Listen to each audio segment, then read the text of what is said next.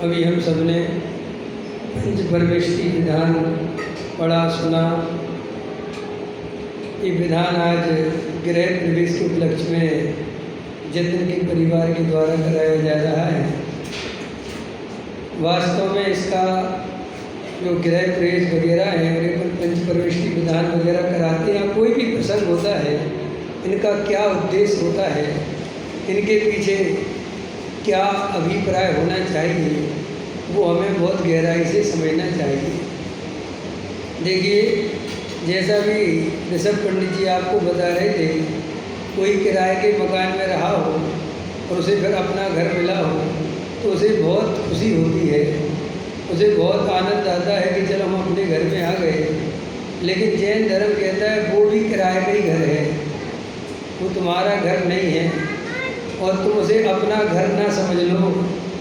ये जागृति बनी रहे, इसीलिए पंचपरमेष्टि विधान कराते हैं।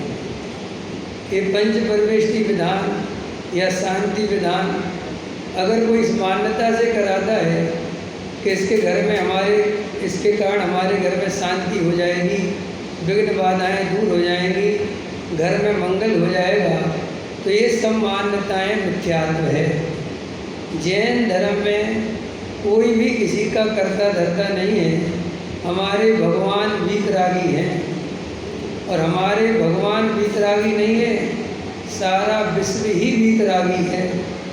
क्योंकि एक द्रव्य जब दूसरे द्रव्य का कुछ कर्ता धर्ता है ही नहीं, तो राग द्वेष करने का कोई स्थान बचता ही नहीं। यही परम सत्य है। ऐसे ये जो तंत्र मंत्र हैं, ये सब जीवों को भ्रमित करने वाले हैं कि साहब तंत्र मंत्र से हमारा कोई भला हो जाएगा। ये सब मान्यताएं मिथ्या हैं। फिर आप ऐसा सोचेंगे कि साहब जगत में ये सब चलता क्यों है मनोज जी? ये इसलिए चलता है कि इतने सारे जगत को, इतने सारे मिथ्या दृष्टियों को इसके बिना कंट्रोल नहीं करा जा सकता। समझ में आया? आप कभी गांव में रहे हो, कोई भी जो भी रहा हो, तो गांव में गुनिया होता है। गुनिया मतलब समझते हो तुम लोग? भूत बाधाएं दूर करने वाला, झाड़ फूक करने वाला। तो पहले गांव में बहुत होते थे झाड़ फूक करने वाले। अब क्यों होते थे और आज कहाँ चले गए? क्योंकि पहले डॉक्टर नहीं होते थे, पहले लोगों के पास पैसा नहीं होता था, लोगों के पास साधन नहीं होते थे डॉक्टर के पास जाने का। लेकिन आदमी बीमार पड़ा रहे, ये हमारे मन को शांति नहीं दे सकता। तो हर व्यक्ति अपने लेवल पर कोई ना कोई उपाय करता है। तो एक उपाय गांव में था कि झाड़ फूक करा लो, कोई भूत बाधा हो गई है। क्योंकि इससे ज़्यादा कोई कुछ जानता भी नहीं था कि बुखार क्या होता है, इसका इलाज क्या होता है, लू क्या होती है। सब यही जानते थे कि भूत लग गया। समझ में आया? तो वो वहाँ जाते थे और वो 2-4 कुछ मंत्र पंत्र नाम के जो भी पढ़ते हैं, होता कुछ नहीं उनमें, सब ऐसे ही होते हैं। लेकिन उसको ऐसा मन में होता है कि मेरा इलाज हो गया। और ये मनोवैज्ञानिक काम करता है। मनोविज्ञान डॉक्टर भी, आपको पता है आज के साइंस बड़े बड़े वैज्ञानिक के बाद कहते हैं कि 80% दवाइयों में कुछ नहीं होता, सिर्फ वो दवाई होती है और उस पर लिखा होता है दवाई, और उसमें होता कुछ नहीं, लेकिन फिर भी वो काम करती है। आप देखना, एक दवाई खाते हैं आप बहुत सरलता से और इससे बुखार मिट जाएगा, आपका आधा बुखार दूर हो जाता है। आप डॉक्टर के पास जाते हैं वो आपसे 1000 रुपये की फ़ीस लेता है, उसका बहुत बड़ा नाम हो और हो सकता है उसने पैरासीटामोल ही आपको दी हो, लेकिन आप घर में खा रहे थे कोई पैरासीटामोल तो आप ठीक नहीं हो रहे थे, लेकिन आपने डॉक्टर के पास जाके वो पैरासीटामोल खाई तो आप ठीक हो गए। तो कैसे हो गए? चमत्कार कहाँ से हुआ? ये चमत्कार नहीं है, ये हमारे अंदर की मान्यता का, श्रद्धा का प्रभाव है जो हम पर हमेशा पड़ता है। इसलिए गीत मिथ्या कभी ख़त्म होने वाला नहीं है। हम चाहे कितनी जगत को समझा लें, अरे मुमुक्षुओं में ख़त्म करके दिखाओ, गैर मुमुक्षुओं की तो दूर की बात है। समझ में आया? अंदर कहीं ना कहीं वो मान्यता बनी रहती है कि एक पंथ दो काज हो जाएंगे, थोड़ा बहुत तो कम से कम, ऐसा तो नहीं है, शांति तो होती होगी। भाई देखो, पुण्य तो बनेगा, पंच परमेष्टि का स्मरण करेंगे तो कम से कम कुछ तो लाभ होगा।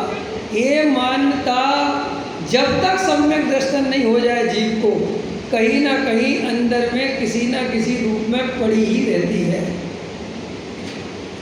इसलिए अब ये क्यों चल रहा है, किस लिए चल रहा है, वो मैंने आपको बता दिया। हमारे लोग जानते थे कि तुम गृह प्रवेश कराए बिना मानोगे तो नहीं समझ में आया। तुम शादी में मंत्र तंत्र पढ़े बिना मानोगे तो नहीं, क्योंकि सदियों की मान्यता निकलती नहीं है।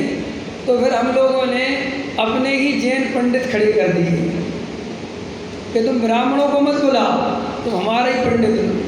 फिर अपन ने अपने ही पूजन विधि लिख ली, अपने ही शादी के फेरे लिख लिए, अपने ही तंत्र मंत्र लिख लिए। समझ में आया?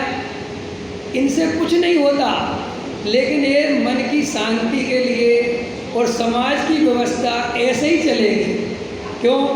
अगर जतिन पंच परमेष्टि विधान नहीं रखते टिंकल जतिन, तो तुम इकट्ठे कैसे होते और ये प्रवचन का लाभ कैसे लेते और तुम्हें ये बात सुनने कैसे मिलती? अब कोई रिश्तेदारी के बहाने आ गया, समझ में आ गया, चलो भैया अपने रिश्तेदार हैं, जाना तो पड़ेगा ही। ऐसे बुलाते तो नहीं आते कि प्रवचन है आ जाओ, कोई नहीं आता। लेकिन अब ये तुम्हारा गृह प्रवेश है और रिश्तेदारी है तो लोग आते हैं। तो फिर हमने इन चीज़ों के कार्यक्रमों को थोड़ा बढ़ावा दिया, किससे लोग जुड़ते हैं, लोगों में थोड़ी धार्मिक भावना बढ़ती है। लेकिन इन भावनाओं के बीच में, इन बढ़ावे के बीच में हमें वीतरागता नहीं भूलनी। एक द्रव्य दूसरे द्रव्य का करता धरता नहीं है। गृह प्रवेश से कोई शांति वांति नहीं आती। ये हमारी मान्यता हमेशा मजबूत रहनी चाहिए। ये मैंने इसके संबंध में बोला। ऐसी एक एक परंपरा को आप उठा के देखोगे, कुछ परंपराएं जो हमारे धर्म में नहीं थी फिर भी हमने अपनाई। इसलिए अपनाई कि हमारा अल्पमत हो गया और अन्य मतों का बहुमत हो गया और हमें उनके बीच में रहना था।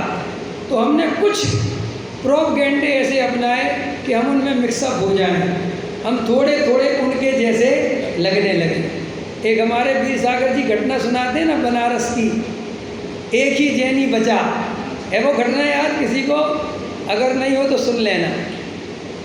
तो बहुत सारी परंपराएं समाज से, अन्य मतों के साथ रहने से, बहुत सारी एक दूसरे में संस्कृति का आदान प्रदान हुए बिना रहता नहीं, और वो स्वाभाविक है।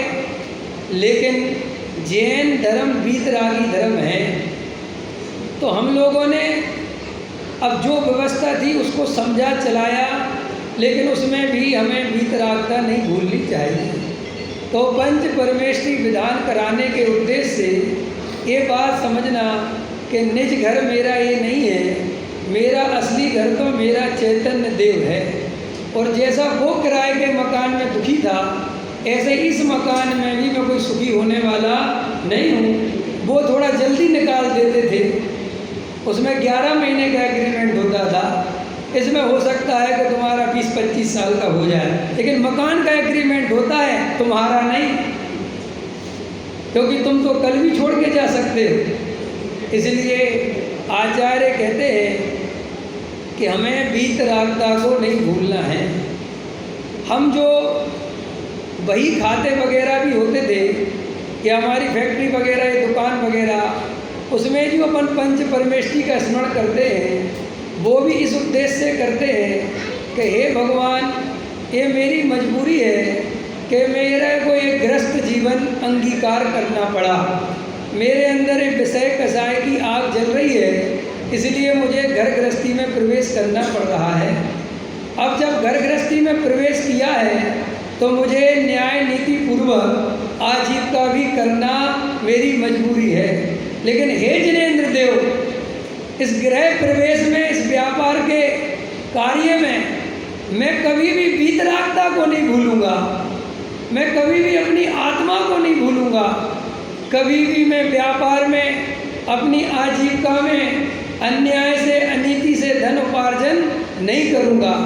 इसके उद्देश्य से हम इस तरह के पंच परमेष्टि आदि जो भी विधान कराते हैं, इनके पीछे हमारे 2-3 उद्देश्य होते हैं। समाज के लोग जुड़ें, लोगों में इस निमित्त से थोड़े बहुत धर्म के 2 शब्द सुनने मिलें, और लोगों को लौकिक प्रयोजन से भी हमारा एड्रेस पता चल जाए कि हम कहाँ रहने लगे। अब नहीं समझ में आया? ऐसे कई प्रयोजनों की सिद्धि एक गृह प्रवेश के निमित्त से होती है, लेकिन किसी भी कीमत पर गृहीत मिथ्यात्व की सिद्धि नहीं होनी चाहिए। किसी भी कीमत पर अंदर में, अभिप्राय में, संसार में सुख बुद्धि नहीं होनी चाहिए। घर आदि में अहंकार बुद्धि नहीं होनी चाहिए। मान आदि का पोषण नहीं होना चाहिए। अगर ऐसा होता है तो हम कहीं ना कहीं फिर भटक गए। ठीक है, तो ये हमारा उद्देश्य है। और किसी भी रूप में आप विधान कराते हैं, केवल वीतरागता की मुख्यता रखें और अपना लक्ष्य वीतरागता को पाने का रखें। अब देखिए, थोड़ा अपन सम्यक दर्शन की चर्चा करते हैं, भेद ज्ञान की चर्चा करते हैं। देखो भाई, कल 15 अगस्त था। आपने छतों पर जाकर देखा होगा 15 अगस्त कैसे मनाते हैं लोग। आप उन सब जीवों को ध्यान से देखो, वे सब जीव हैं, मनुष्य हैं। उन्हें कभी ऐसा लगता है कि हमारी पतंग उड़ाने से कितने पक्षी, संगी पंचेंद्रीय जीव बेचारे कट रहे होंगे, मर रहे होंगे। किसको दया आती है? किसको विकल्प आता है? इतने तेज तेज डीजे चलाते हैं, फटाके फोड़ते हैं, किसी को पता चलता है कि हमें क्या कर रहे हैं? ऐसा क्यों है? तो मैं कल पापा को बता रहा था शाम को कि पापा, तुम्हें जैन कुल में जन्म मिलने से देखो ये फ़ायदा तो तुम्हें मुफ्त में ही हो गया है कि तुम्हें इतनी तो समझ है कि हमें हिंसा नहीं कर सकते, हम किसी जीव को नहीं मार सकते, हम पतंगे उड़ा उड़ा के किसी जीव को तकलीफ़ नहीं दे सकते। तो हमें संस्कारों में मिला कि नहीं मिला? हमें कितना उत्तम कुल मिला, जहाँ पर एक एक जीव की रक्षा के प्रति हमें सावधान किया गया। भाई साहब, पानी पीना मजबूरी हो सकती है, लेकिन पानी को बर्बाद करना, किसी के ऊपर डालना, ये तो मजबूरी नहीं है ना। समझ में आया कि नहीं आया? मनोरंजन मजबूरी हो सकती है, लेकिन किसी को तकलीफ पहुंचाकर मनोरंजन करना ये मजबूरी नहीं है। तो हम सब गहराई से विचार करें कि हमने कितने उत्तम कुल में जन्म लिया और हमें कितने उत्तम संस्कार हमारे परिवार ने, हमारे समाज ने, हमारे मंदिर ने, हमारे आचार्य भगवंतों ने, मुनिराजों ने, विद्वानों ने हमें दिए। ये उत्तम कुल बार बार नहीं मिलता। अब ये कहते हैं कि इतना उत्तम कुल, इतने उत्तम संस्कार मिलने पर भी यदि हमने आत्मा की अनुभूति नहीं की, हमने सम्यक दर्शन की प्राप्ति नहीं की, हमने भेद ज्ञान नहीं किया, तो हमने जैन कुल में जन्म लेना व्यर्थ गवा दिया। आप देखो अन्य जीवों को, बेचारे अपनी प्राप्त पर्याय में इतने तन्मय हैं, इतनी हिंसा का तांडव करते हैं कि उनके निमित्त से लाखों करोड़ों जीव मरते हैं। उन्हें विकल्प भी नहीं आता कि ये मरना जीना क्या होता है, उन्हें नरक क्या होता है, स्वर्ग क्या होता है, भगवान क्या होते हैं, बताओ, कुछ पता ही नहीं है। और हो सकता है कि आप में से भी कुछ लोग ऐसे बैठे हों जिन्होंने आज तक स्वाध्याय में ये बातें न सुनी हो और न स्वाध्याय करने गए हो, केवल नामधारी जैन हो, अपने नाम के आगे जैन लिखते हो और कोई अंदर में देव शास्त्र गुरु क्या होते हैं, वीतरागता क्या होती है, जीव दया क्या होती है, हो सकता है कि हम में से भी कई जीवों को ये विचार ही ना हो। सुनिए, अगर ये बातों का हमें विचार नहीं है तो हम व्यवहार से भी जैन नहीं है। और सुनो, जो व्यवहार से जैन नहीं बन पाया वो निश्चय से जैन कैसे बनेगा। और ये भाव तो निश्चय से जैन बनने के लिए मिला है। आया समझ में कि नहीं? बहुत जागृति की जरूरत है अपने जीवन में भाई। ये भाव कहीं पंथ संप्रदाय के पोषण में न चला जाए, ये भाव कहीं तेरा मेरा करने में न चला जाए, ये भाव कहीं ग्रुपबाजी में न चला जाए, ये भाव कहीं पढ़ने पढ़ाने में संस्थाएं खोलने में न चला जाए। याद रखना, अगर हमने अपनी आत्मा का अनुभव नहीं किया, हमने एकांत में तत्व विचार नहीं किया और हम सम्यक दर्शन से चूक गए, तो आज जिन चीज़ों को देखकर आप भागते हो, डरते हो, उन्हीं में जाकर जन्म लेना पड़ेगा। आप मांसाहारियों के साथ बैठ सकते हो, उठ सकते हो? नहीं। लेकिन अगर अपन ने सम्यक दर्शन नहीं लिया तो एक दिन वो मांसाहार हमें खुद करना पड़ेगा। ये सम्यक दर्शन बहुत कीमती है। यही हमें भव के अभाव का काम करा सकता है।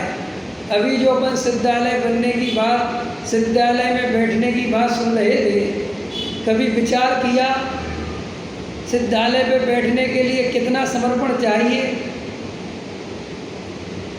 देखो, दो तरह की स्थिति है मनोज जी। जब गुरुदेव नहीं थे तब तत्व की बात ही गायब थी। समझ में आया कि नहीं आया? गुरुदेव आए तो तत्व की बात आई। लेकिन अब दूसरी परिस्थिति है, तत्व की बात तो आ गई, लेकिन तत्व के लिए जैसा समर्पण चाहिए हम वो भूल गए। इतना तत्व सुनने के बाद भी यदि हमारे अंदर वो समर्पण नहीं आ रहा है तो हम बातें तो सिद्धालय में जाने की कर सकते हैं, आप बढ़िया बढ़िया बातें सुन सकते हैं, कह सकते हैं, कर सकते हैं और खूब प्रचार प्रसार कर सकते हैं, लेकिन अंदर में अकेले में अपने घर पर जाकर देखना, अपने अंतरंग में जाकर देखना, क्या वास्तव में मुझे स्वयं सम्यक दर्शन लेने का भाव है? क्या मैं स्वयं आत्म कल्याण की भावना से इस तत्व ज्ञान में लगता हूँ? क्या मेरे अंदर एक मानादिक, एक क्रोधादिक, एक लोभादिक, ये मुझे दुगुरु भाषित होते हैं? मेरे अंदर मान दौड़ता रहता है, मैं दूसरों को प्रभावित करने के लिए दौड़ता रहता हूँ, दूसरे मुझे बड़ा विद्वान समझे, इसके लिए मैं ताकत लगाता रहता हूँ। कभी अंदर में झांक के देखा कि ये भाव भी मेरा जा नहीं पाया इतना तत्व ज्ञान सुनने के बाद? आपने कभी विचार किया हमें एकांत अच्छा क्यों नहीं लगता? हमें भीड़ अच्छी क्यों लगती है? हम भीड़ के पीछे क्यों भागते हैं? क्यों? क्योंकि हमने अपना परिचय ये बना रखा है कि मैं विवेक कुमार। मैं कौन हूँ? विवेक कुमार, डॉक्टर विवेक कुमार। अब डॉक्टर विवेक कुमार जब अकेला होता है तब ये नाम खो जाता है, तब मेरा अस्तित्व मिट जाता है। और जब मैं समाज के बीच में जाता हूँ तो लोग कहते हैं पंडित जी जय जिनेंद्र, विवेक जी जय जिनेंद्र, तो मेरा अस्तित्व जिंदा हो जाता है और मुझे रस काय में है। मास्टर जी काय में रस है? हमें रस इसमें है कि लोग हमें जाने। जो पंडित विद्वान होते हैं ना, सबकी नहीं कह रहा, कुछ कुछ जब व्यसन लग जाता है तो अगर उन्हें प्रवचन करने जाने नहीं मिले तो उनको घुटन होती है घर में। क्यों होती है घुटन? अपन को तो आज आनंद मनाना चाहिए कि अच्छा हुआ प्रपंच से बच गए, एकांत मिल गया। मुनिराजों की बड़ी प्रशंसा करते हैं अपन, और मुनिराज रात दिन एकांत में रहते हैं।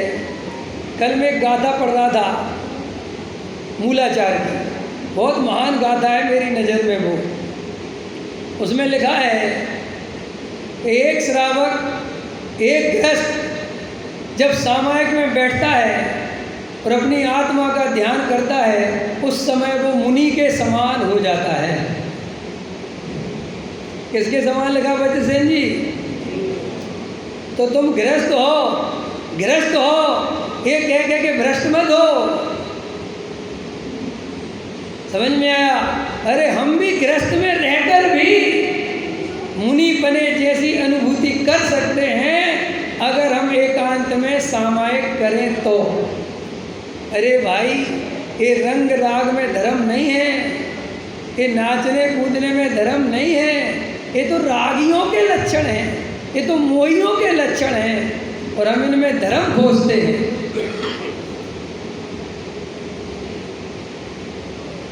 आया समझ में कि नहीं? सम्यक भैया, शास्त्री बनना सरल है, आत्मा की अनुभूति बहुत दुर्लभ है। शास्त्रों का ज्ञान बहुत सरल है। कोई भी व्यक्ति अगर 2-4 साल शास्त्रों में लगा देगा तो विद्वान बन जाएगा। बन जाते कि नहीं बन जाते? अगर रोज गाथाओं के पाठ करो तो 2-4-10 दिन में गाथाएं याद हो जाती हैं, जिन्हें अपन बहुत महान कार्य समझते हैं। अरे भाई, व्यवहार की अपेक्षा वो महान हो सकता है, लेकिन परमार्थ की अपेक्षा श्री गुरु कहते हैं उसमें कोई दम नहीं है। कि साहब क्यों नहीं है? श्री गुरु कहते भाई, अनंत बार तुमने हमने ये सब किया है। आया समझ में? तो अपन को एकांत में अगर तत्व विचार में मन नहीं लगता तो अपना स्वाध्याय व्यर्थ है। एकांत अपने को अच्छा नहीं लगता, आत्मानुभूति की अपने को याद नहीं आती, तो अपना शास्त्र पढ़ना व्यर्थ है। समझ में आया कि नहीं आया? अगर अपन को वेद ज्ञान नहीं चलता तो मंदिर बनवाना व्यर्थ है। इस तरीके से श्री गुरु अपने को समझाते हैं कि भाई, ये व्यवहार में तू अनंत बार लुटा है, कभी प्रभावना के नाम पर, कभी संप्रदाय के नाम पर, कभी जाति के नाम पर। साहब, आप वेद ज्ञान की चर्चा सुनाओ ना। कई मुमुक्षुओं के आजकल मेरे को फ़ोन आते हैं, साहब आप पहले वेद ज्ञान की बहुत चर्चा सुनाते थे, अब नहीं सुनाते। मैंने कहा, इतनी सुनाने के बाद तुम्हें सम्यक दर्शन नहीं हुआ? तो फिर मैंने दोबारा इस पर रिसर्च करी कि साहब कुछ और सुनाना चाहिए, वरना ये तो लॉलीपॉप बन गया कि तुम वेद ज्ञान की चर्चा सुनते रहो और हम सुनाते रहें, और फिर बाद में जावाणी के ज्ञान से होके अपने अपने घर जाओ। नहीं नहीं, डॉक्टर उसे कहते हैं जो इलाज के साथ साथ ये ध्यान देता है कि मरीज ठीक हो रहा है कि नहीं। और जो डॉक्टर केवल दवाई देता रहे और 1000 रुपये की फीस लेता रहे और मरीज की तरफ देखे हुए नहीं, वो डॉक्टर बेकार है। ऐसे ही जो पंडित तुम्हें केवल सुनाता रहे और तुम्हारी शक्लें ना देखे कि तुम पे कुछ असर हो भी रहा है कि नहीं, तुम कुछ बदल भी रहे हो कि नहीं, तो समझना तुम गलत डॉक्टर के पास इलाज करा रहे। लेकिन अपन मज़ेदार बात है, अपन डॉक्टर भी ऐसे ही चाहते हैं जो हमारे रोग ठीक ना करे। क्यों? क्योंकि वहाँ का रोग लगता है, तो वहाँ डॉक्टर अगर उसके रोग पर ध्यान ना दे तो 4 दिन में दूसरे से जाके पूछता है, ये डॉक्टर ठीक नहीं है, दूसरा बताओ। लेकिन हम धर्म में कौन सा डॉक्टर खोजते हैं जो हमारी मान्यता को, जो हमारी मान कसाय को, जो हमारे पंथ को, जो हमारे संप्रदाय को, जो हमारी बनाई खोटी मान्यताओं को पोषण करता रहे, और हमसे कुछ ना पूछे। क्यों अखिलेश जी?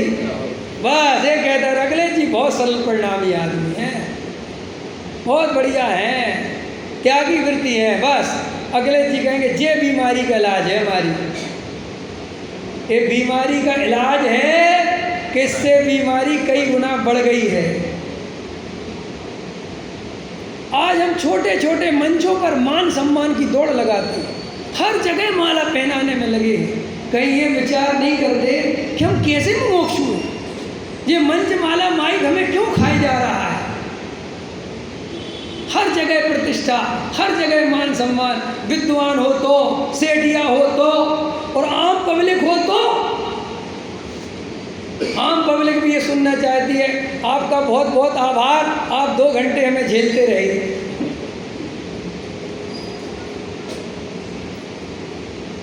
क्या होगा हमारा?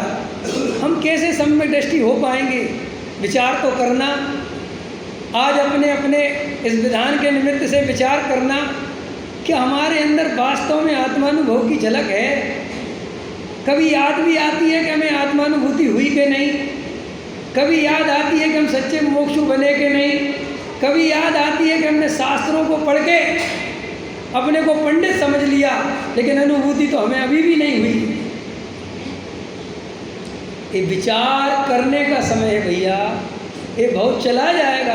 अरे ये 2-4 क्रियाएं पाल के तू अपने को जैनी मानता है, उससे बड़ा धर्मात्मा मानता है, तो सुन ये बहुत हो गया।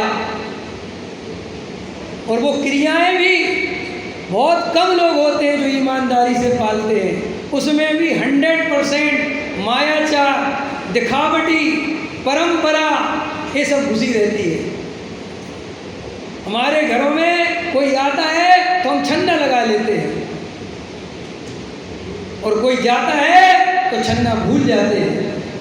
हम अपने आप को पानी छान कर पीने वाला कहते हैं।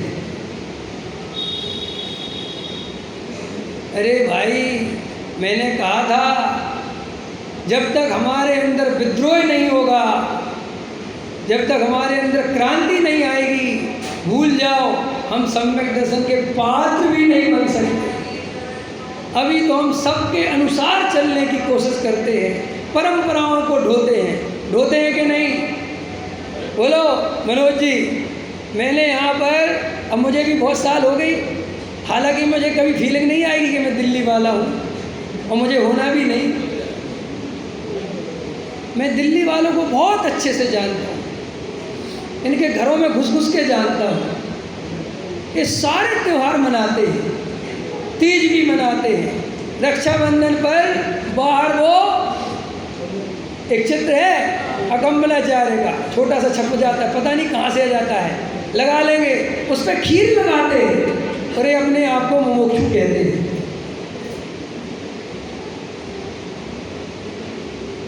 यहाँ पे अभी भी लेना देना अन्य मतियों जैसा चलता है, और अपन बैठे बैठे सोच रहे हैं कि हम तो वेद ज्ञान की चर्चा सुन रहे हैं। अरे भाई, जब अंदर में खोटी मान्यताएं नहीं निकल पा रही, गृहीत मिथ्यात्व नहीं छोड़ पा रहे, तो अगृहीत मिथ्यात्व कैसे छोड़ेंगे?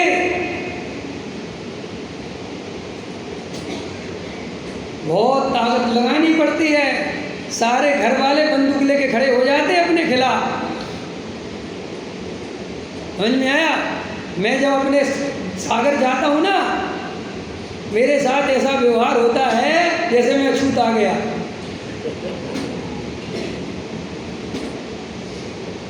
समझ में आया? क्यों?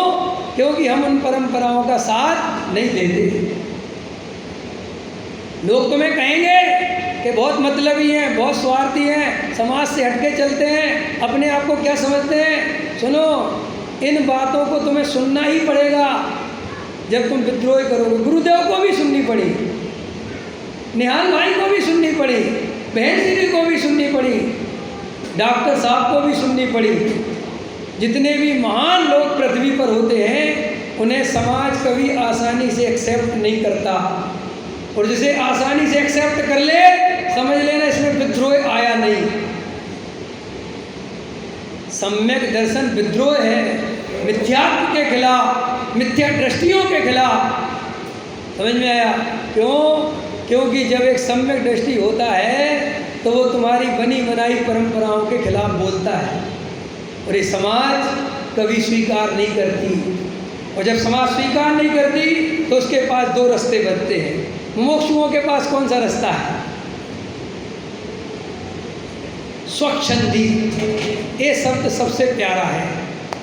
जब अपन को कुछ समझ में नहीं आए तो क्या बोल दो बच्चे सेन जी, वो तो स्वच्छंदी हो गया, बस। इसको लेना देना किसी को कुछ नहीं कि क्या स्वच्छंदी है, क्या कर रहा है, नहीं, बस हमारे अनुकूल नहीं है।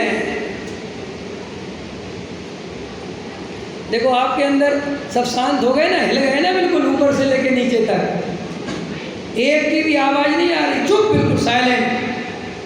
लेकिन अभी मैं नौ क्रम, द्रव्य क्रम, भाव क्रम से वेद ज्ञान बता रहा होता तो आधे तो सो रहे होंगे। क्यों? वो कहते हैं तो हमें पता है, ये तो हमें सब पता है। वो नौ क्रम, द्रव्य क्रम, हाँ वो तो समय सार की गाथा उसमें लगा, ये चलने लगता है। अरे भाई इनसे कुछ होने वाला नहीं है, तो सारे बंद कर दे। नहीं,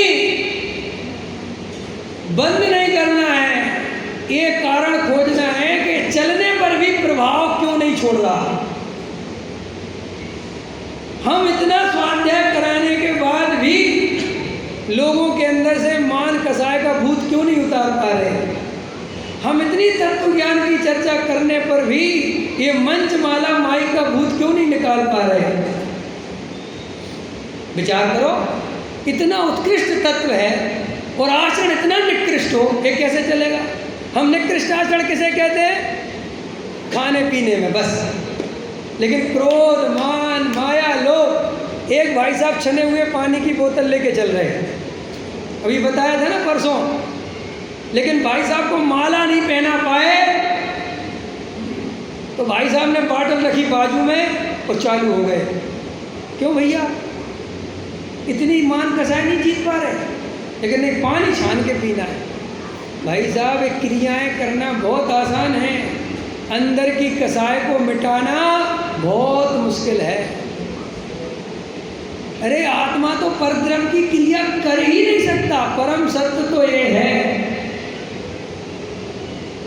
अच्छा बताओ अगले जी, त्याग करना है कुछ?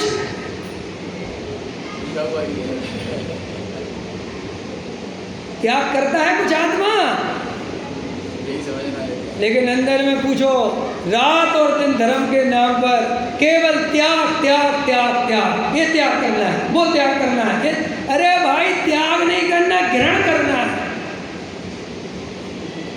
आज तक इस जीव ने पर द्रव्य को कभी ग्रहण किया नहीं, तो त्याग कैसे करेगा?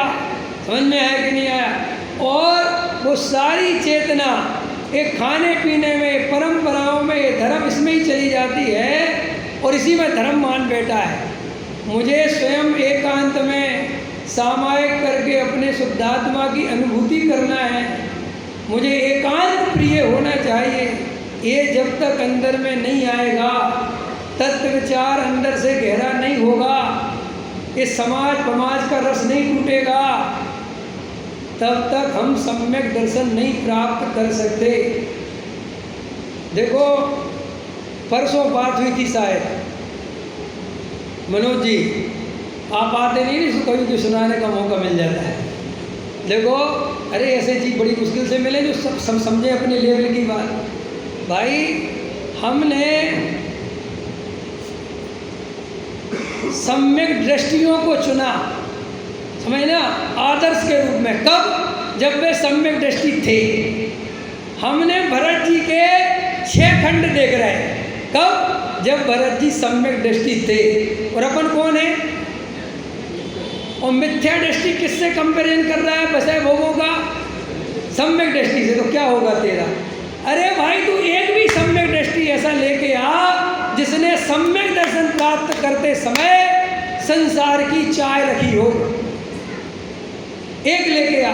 अरे तू भरत जी का सम्यक दर्शन वो देख, जब उनने जिस पर्याय में सम्यक दर्शन लिया था तब उनकी विशुद्धि, उनके परिणाम कैसे थे। निहाल भाई ने जब सम्यक दर्शन लिया था तब कैसा समर्पण था। गुरुदेव श्री ने जब सम्यक दर्शन लिया था तब कैसा समर्पण था। आज हम ये भूमिका के नाम पर राग आदि का पोषण करते हैं और सम्यक दृष्टियों की दुहाई देते हैं कि साहब वो तो ज्ञानियों को भी इतना राग आता है।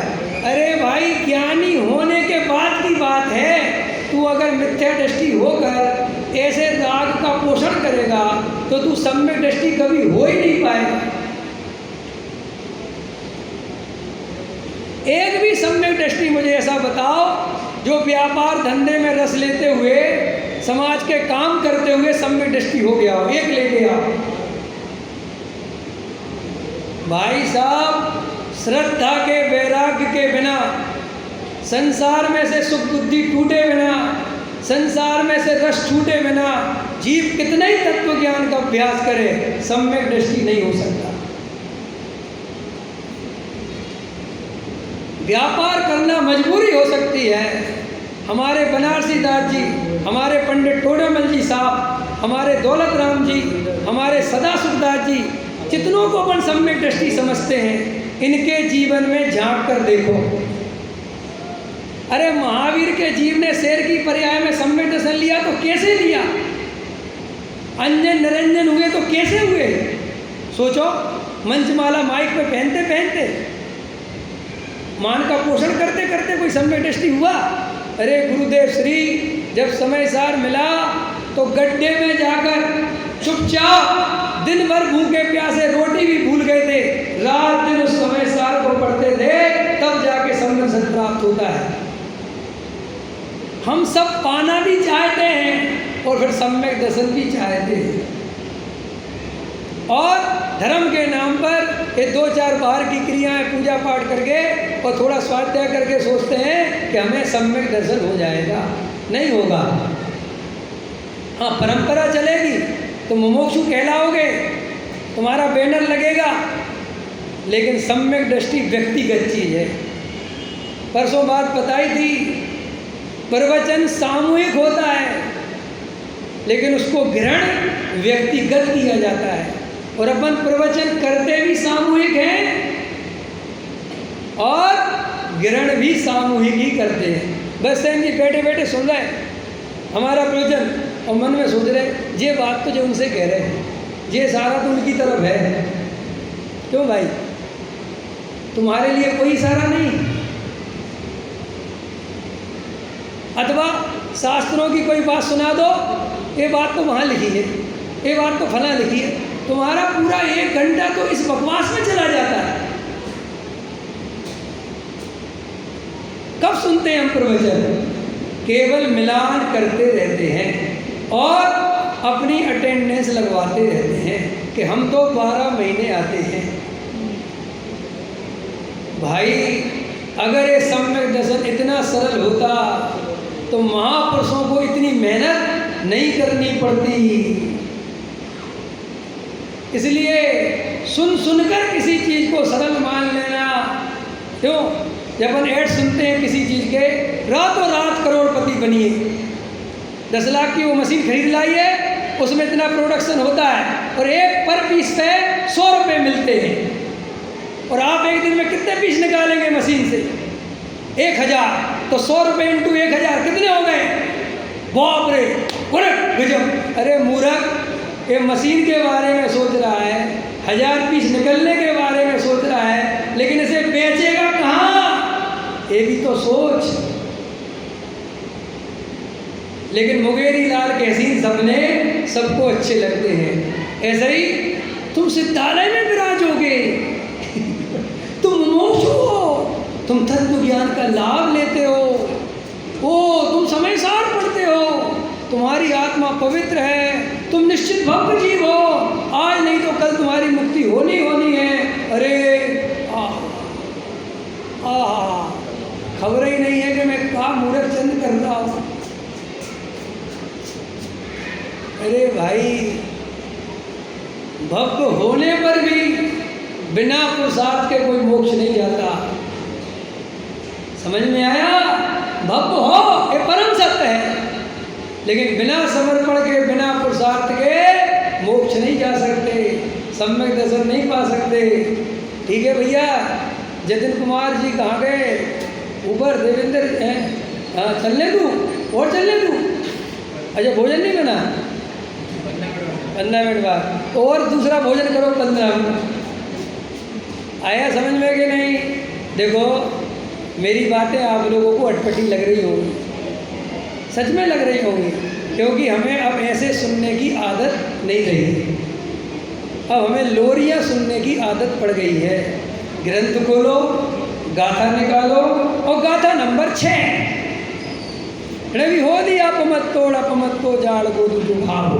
ये सुनो, और इसकी टीका में क्या कहते हैं आचार्य अमृतचंद देव, आइए इस पर चर्चा करते हैं। आपको इतना अच्छा लगता है प्रवचन? वाह, एकदम ठीक। सुनी सुनाई बात फिर सुनी और अंदर में एकदम मामला सेट है। भैया, जब तक अंदर में अपने अभिप्राय को चेक नहीं करेंगे, जब तक अंदर का पानी नहीं हिलेगा, तब तक ये आत्मा की अनुभूति नहीं हो सकती। अगर वास्तव में आत्मा की अनुभूति करनी है तो सुनो, कार्य यही है, अल्प परिचय, अल्पभाषी, अल्प संचयी। कल बताया था ना कि हम दान भी देते जाते हैं और बहु आरंभ परिग्रह के सपने भी देखते जाते हैं। बोलो, ऐसा दानवीर मिला कोई कि 50,000 दान दे जाए और लाख कमाने की ना सोचे? यहाँ 50,000 दान देता है, उसके बदले माला पहनता है और फिर जाके 1 लाख रुपए कमाने चला जाता है। हमारे डॉक्टर साहब एक बात कहते थे, जब शिविर के उद्घाटन होते थे तब वो एक प्रवचन में कहते थे, उस समय उद्बोधन में, कि सेठिया कितने अभागे हैं, या तो उद्घाटन में आते हैं या समापन में आते हैं, क्योंकि इन विचारों के पास शिविर लगवाने का तो पैसा है, लेकिन शिविर में स्वाध्याय सुनने का पुण्य नहीं है। और सब सेठिया ताली भी बजाते थे और बिल्कुल सही कह रहे, और फिर शाम को विदा लेके चले जाते थे। ये हमारी सच्चाई है। मैं 5 साल पढ़ा जयपुर में, 10 शिविर अटेंड हुए। 10 शिविर में मैंने देखा वही चेहरे, वही बात, वही तरीका, वही सिस्टम, और हर साल वो वैसे ही के वैसे, और वही माला, वही पहनाने का तरीका। एक आदमी ऐसा नहीं हुआ कि भैया मैं 1 साल से शिविर में आया, 2 साल से, आज से मैंने माला पहनने का त्याग कर दिया, अब मुझे कोई माला नहीं चाहिए। कम से कम कुछ तो असर हमारे जीवन में होना चाहिए। और वे गिने चुने नाम, वे उद्घाटन करता, वे परिवार, और हम खुश हैं। हम ऐसे समाज का निर्माण करके बहुत खुश हैं। भाई, मुमुक्षु अगर बने हो तो अपना लक्ष्य केवल और केवल सम्यक दर्शन रखना, आत्मानुभव रखना। मुमुक्षु बनने का मतलब और कुछ नहीं होता। ये पंथ संप्रदाय तो मिथ्या दृष्टियों के लक्षण हैं, संसारियों के लक्षण हैं, जिन्हें वास्तव में आत्मा की अनुभूति करनी होती है। वे तो ये पंथ संप्रदाय की राजनीति से ऊपर उठ जाते हैं, वे तो एकांत प्रिय हो जाते हैं। वे समाज में रहते तो हैं, लेकिन समाज के होके नहीं रहते। उनकी एक दूरी अपने आप समाज से हो ही जाती है। क्यों हो जाती है? क्योंकि वो समाज का व्यवहार उनके बस का नहीं रह जाता निभाना। और समाज, जब तक आप उसका व्यवहार नहीं निभाओगे, तब तक वो तुम्हें एक्सेप्ट नहीं करेगी, जगह नहीं देगी। आपको पता है जगह कब दी जाती है? जब आप किसी के काम के होते हो। अगर आप काम के नहीं होते हो तो जगह नहीं दी जाती। ये जगत बड़ा स्वार्थी है। कल परसों या 2-3 दिन पहले शायद बलसेन जी कह रहे थे, समंत भट्टाचार्य की चर्चा, कि उनको एक शिवालय में रहना पड़ा अपनी बीमारी दूर करने के लिए। समझ में आया कि नहीं आया? ऐसा क्यों हुआ? एक इतने बड़े मुनिराज उनके इतने बड़े आचार्य, और उनने कोई गलती तो नहीं की, उनने तो कोई वासना नहीं रखी। भाई उनका ही पाप के वजह से कोई बीमारी आ गई तो ये समाज इलाज नहीं करा सकती थी। उन मुनिराज ने, उन आचार्य ने क्या आदेश दिया कि तुम इधर से जाओ, दीक्षा छेद लो और जैसे बने अपनी बीमारी का इलाज करा लो। क्यों भाई? इसका मतलब कोई समाज के लोग उनके पास आते नहीं थे, कोई प्रवचन सुनने नहीं आता होगा। सोचो, विचार करो, हम कहानियाँ तो बहुत सुनाते। आज एक तर्क पढ़ के आया मैं सुबह सुबह कि रामायण में जब सीता का स्वयंवर हो रहा था और वो धनुष उठाने की बारी थी तो वो धनुष कोई नहीं उठा पा रहा था। किसने उठाया था? वो ऋषभ भाई साहब। तो उसमें एक तर्क था कि वो धनुष वहाँ से उठा के लाया कौन? तर्क समझ में आया कि नहीं? भाई जब वो किसी से उठा ही नहीं सकता था तो उसको उठा के किसी जगह से उस स्वभाव में रखा किसने? क्या उस समय भी कोई किरण बरन पे चलती थी उठाने वाली? उदाहरण के लिए कि भाई जगत में कहानी चलती है, लेकिन जब उस पर तर्क करो तो लोगों को बहुत तकलीफ होती है। वो समाज कहाँ गया? आखिर क्यों शिवालय में जाना पड़ा? क्यों किसी ने साथ नहीं दिया? क्योंकि सुनो, ये समाज कल भी वैसा था और आज भी ऐसा ही है। जब आप एक बार ब्रह्मचारी त्यागी वृत्तियाँ बन जाते हो और साधु बन जाते हो, लौट के आओगे तो घर वाले नहीं रखेंगे तुम्हें। और तो छोड़ो, अगर वो अपने घर वालों से कहे कि मुझे बीमारी हो गई, तकलीफ हो गई, मैं इसलिए दीक्षा छोड़ के आ गया, तो वहीं मर जाते। हमारी इज्जत काय को दांव पे लगा रहे। देखो ये जगत है, ये जगत ऐसा है। अगर तुमने जगत में अपनापन रखा तो सम्यक दृष्टि अपन नहीं हो पाएंगे। भाई ये जगत से मोह तोड़ना ही पड़ेगा। अरे जहाँ दे अपनी नहीं तहाँ न अपना कोई। वहाँ ये समाज के लोग, ये हमारी जाति, ये तुम्हारी जाति, ये दिल्ली वाले, ये बम्बई वाले, अरे इन बातों को छोड़ भाई। अगर सम्यक दर्शन लेना है तो हम सब वास्तव में अगर मुमुक्षु बने हैं तो हमारा उद्देश्य अब न समाज, न परिवार, न पंथ, न संप्रदाय, न जाति, केवल आत्मा की अनुभूति ही हमारा लक्ष्य होना चाहिए। और उसके लिए जो बाहर में चीज चाहिए, क्या चाहिए? अल्प परिचय, अल्प व्ययी, अल्पभाषी। नेतागिरी से बचो, एकांत में समय बिताओ। जहाँ पर रंग राग का पोषण होता हो वहाँ से भागो कि हमें नहीं आना। और अगर उम्र हो गई हो और बच्चों की शादी तक हो गई हो तो सब जगह जाने का त्याग कर दो शादी विवाह में कि आज से बच्चे जाएंगे, हमें कोई लेना देना नहीं। तब जाके कहीं हम समाधि नंद की ओर बढ़ेंगे, तब जाकर कहीं हम सम्यक की ओर बढ़ेंगे। अगर हम बाहर में रंग राग का पोषण करते रहे और खूब आत्मा की चर्चा करते रहे और बाहर में हमारा रस नहीं टूटा तो हम अंदर के रस को कभी नहीं पी पाएंगे। यदि वास्तव में हमें अपना रस पीना है, आत्मा की अनुभूति करना है, तो भाई जागृत हो। शास्त्रों को पढ़ना, लेकिन शास्त्रों में अपने को पढ़ना। आपको पता है अपन शास्त्रों का अध्ययन नहीं करते मनोज जी, अपन शास्त्रों का स्वाध्याय करते हैं। ये शब्द में अंतर क्यों डाला? अध्ययन और स्वाध्याय में क्या अंतर है बताओ? अध्ययन होता है क्षयोपशम के लिए, किसी दूसरे को पढ़ाने के लिए, समझ में आया? विद्वान बनने के लिए। और स्वाध्याय होता है आत्मा के कल्याण के लिए, आत्मा के अनुभव के लिए। और अध्ययन एक बार करके छोड़ दिया जाता है। जैसे हमने 8वीं 9वीं 10वीं 11वीं 12वीं पढ़ ली, छोड़ दी, खत्म। स्वाध्याय बार बार पढ़ा जाता है, बार बार देखा जाता है, क्योंकि उसमें रिपीटेशन ही धर्म है। हमने एक बार आत्मा की अनुभूति कर ली, अब क्या करना दोबारा? बोलो,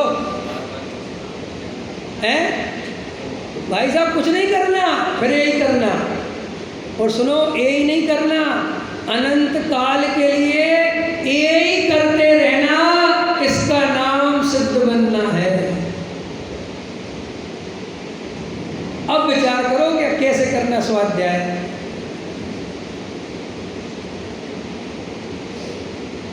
हम जगत को प्रभावित क्यों करना चाहते हैं? हमें कोई बड़ा विद्वान माने, इसके लिए अगर अपन स्वाध्याय करते हैं तो अपन कितने उथले पानी में जीवन जी रहे हैं। हम 10-20 चीज़ें इसलिए याद करते हैं कि हमारा प्रभाव पड़ जाएगा समाज पर। सोचो अपन कितने उथले पानी में जी रहे हैं। भाई सम्यक दर्शन बहुत दुर्लभ है। होने को तो शेर को भी हो जाए और होने को द्रव्यलिंगी मुनि भी रह जाए। समझ में आया कि नहीं आया? होने को श्रोता को हो जाए और पढ़ाने वाला पंडित रह जाए। क्योंकि सम्यक दर्शन क्षयोपशम से नहीं होता, सम्यक दर्शन क्रियाकांड से नहीं होता, सम्यक दर्शन आत्मा के प्रति समर्पण और ईमानदारी रखने वाले जीव के एकांत में तत्व विचार करने वाले के होता है। तो हम सब गहराई में अपना आत्मावलोकन करें कि हमारी अंदर की परिणति कैसी है। हम अंदर से आत्मार्थी हैं कि आत्मार्थी होने का ढोंग करते हैं। हमारे अंदर से मानाधिक दुख रूप लगती है कि जब मान मिलता है तो मजा आता है। तो सब जब अपने विचार करेंगे तब समझ में आएगा। और सुनो, अशुभ से शुभ में आना ही बहुत कठिन है। क्या कह रहा हूं मैं? अशुभ से शुभ में आना ही बहुत कठिन है। और सुनो भाई साहब, शुभ भाव से शुद्ध भाव में आना कठिन है। और शुद्ध भाव भी मेरा स्वरूप नहीं है, ऐसी अनुभूति करना कितना कठिन होगा। नहीं समझ में आई? भाई अध्यात्म क्या है? जहाँ केवल ज्ञान भी अपने से भिन्न दिखने लगे, पर्याय मात्र से भेद ज्ञान हो जाए, वहाँ सच्चा भेद ज्ञान होता है। और अभी तो अपन मकान दुकान से ही भेद ज्ञान नहीं कर पा रहे, तो अभी कितनी सीढ़ियाँ चढ़नी है, इसका विचार करना चाहिए।